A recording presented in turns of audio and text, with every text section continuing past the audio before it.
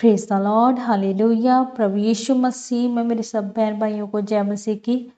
आप सबका स्वागत है हमारे इस यूट्यूब चैनल यहोवा शालोम टीवी पर। आज हम परमेश्वर के पवित्र वचन को मेरी भविष्यवाणियों की पुस्तक में से पढ़ेंगे। ये वचन परमेश्वर के दास प्रेरित अंको यूसुफ नरूला जी के द्वारा लिखे गए हैं और हमारा ये विश्वास है कि आज के इस पवित्र वचन को सुनना आपके जीवन में एक बड़ी आशीष को लेकर आएगा। तो पवित्र वचन को पूरा सुने और आखिर में प्रार्थना को आप हमारे साथ करें। आज का सामर्थ्य वचन, कभी ना गिरने का रहस्य। जैसा कि परमेश्वर के पवित्र वचन निर्गमन 1 अध्याय उसके 5 वचन में लिखा है, और यूसुफ तो मिस्र में पहले ही आ चुका था। याकूब के निज वंश में जो उत्पन्न हुए वे सब 70 प्राणी थे। मेरे प्रियो, आपकी लड़ाई मांस और लहू से नहीं है। आपका विरोधी कोई हिंदू या कोई सिख नहीं है।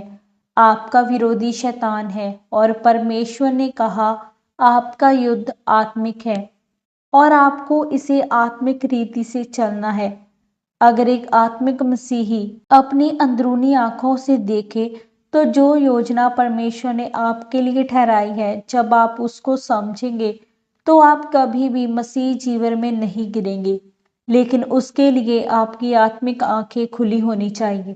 मेरे प्रियो, आपके मन में ये सवाल आता होगा कि मेरे साथ ही ऐसा क्यों हो रहा है। और जब इजरायली लोग राजा के अधीन हुए तो उनके बच्चे भी कहते होंगे ये क्यों हो रहा है। हमारा परमेश्वर तो इतना सामर्थ्य है, तो वह हम 70 लोगों को बचा नहीं सकता। और परमेश्वर ने उन्हें कहा था कि मैं तुम्हें आकाश के झरोखे के समान बढ़ाऊंगा। पर अगर वह राजा के अधीन ना जाते तो दूसरे राजा उन्हें मार देते, क्योंकि वे गिनती में सिर्फ 70 ही लोग थे। इस कारण परमेश्वर ने उनको 400 साल राजा के अधीन किया। और जब 400 साल बीत गए थे, लेकिन अब इजरायली छूटने के लिए तैयार नहीं थे। उन्हें गुलामी में रहने की आदत पड़ गई थी। तब फिर परमेश्वर ने राजा के मन को कठोर किया ताकि वह उन्हें दुख दे और वह परमेश्वर को पुकारे। समस्या ये है कि आज के मसीही को मालूम नहीं है कि परमेश्वर की उनके जीवन में एक बड़ी योजना है। उन्हें लगता है ये बीमारी मुझे खत्म कर देगी, ये दर्द, बार बार काम से निराशा, ये मुझे खत्म कर देगी।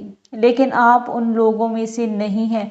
आपके जीवन में परमेश्वर की एक खास योजना है, लेकिन वह तब पूरी होगी जब आप परमेश्वर से भागेंगे नहीं। अगर आप निराशा के समय में पाप में नहीं जाएंगे और जब क्यों क्यों के सवाल आपके जीवन में आ रहे हो और तब भी आप परमेश्वर में बने रहो, तो परमेश्वर आपको आशीषित करेगा और बढ़ाएगा।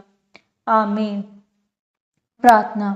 तो आइए अब हम मिलकर इस सामर्थ्य प्रार्थना को परमेश्वर की हजूरी में करें।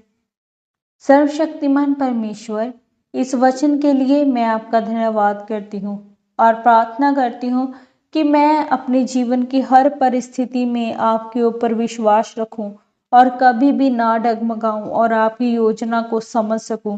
प्रभु यीशु मसीह के सामर्थ्य नाम में हम मांगते हैं। आमीन, आमीन और आमीन। आज के इस पवित्र वचन के पढ़े और सुने जाने के द्वारा परमेश्वर आप सबको बहुतायत से आशीषित करें। सबको जय मसीह की। ऐसे ही पवित्र वचनों को हर रोज सुनने के लिए हमारे YouTube चैनल को सब्सक्राइब कर लें। सबको जय मसीह की।